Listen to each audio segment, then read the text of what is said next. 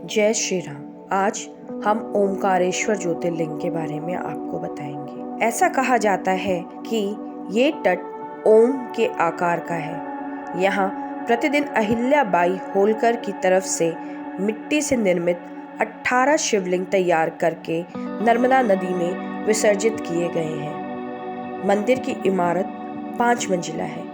यह ज्योतिर्लिंग पंचमुखी है। लोगों का मानना है कि भगवान शिव तीनों लोकों का भ्रमण करके यहाँ विश्राम करते हैं। तभी रात्रि में यहाँ शिव जी की शयन आरती की जाती है। ऐसा कहा जाता है कि भक्तगणों के सारे संकट यहाँ दूर हो जाते हैं। ऐसा भी कहा जाता है कि आप चाहे सारे तीर्थ कर लें, लेकिन ओमकारेश्वर के दर्शन के बिना अधूरे हैं। इसलिए भक्त दूर दूर से यहाँ भारी संख्या में आते हैं। ओमकारेश्वर प्रारंभ में भील राजाओं की राजधानी थी। लंबे समय तक भील राजाओं ने शासन का क्षेत्र बना रखा था इसे।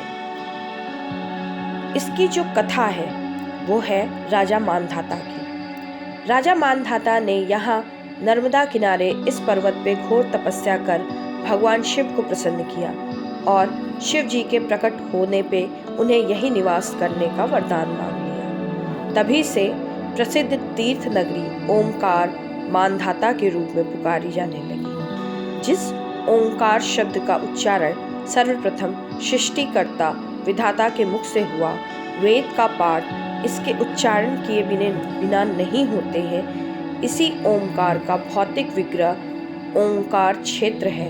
इसमें 68 तीर्थ और यहाँ 33 कोटि देवता परिवार सहित निवास करते हैं। एक कथा ये भी है, एक बार देवों और दानवों के बीच में युद्ध हुआ। दानवों ने देवताओं को पराजित कर दिया। देवता इस बात को सह न सके और हताश होकर शिव जी से विनती की और पूजन अर्चन किया। उनकी भक्ति को देख के शिव जी अत्यंत प्रसन्न हुए और ओमकारेश्वर ज्योतिर्लिंग के रूप में स्थापित हुए।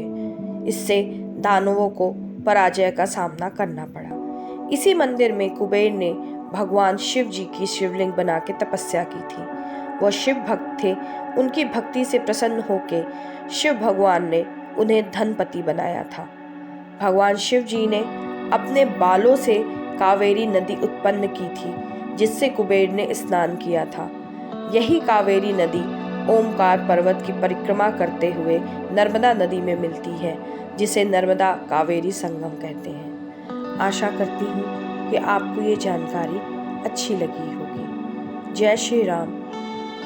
जय महाकाल। जय महाकाल।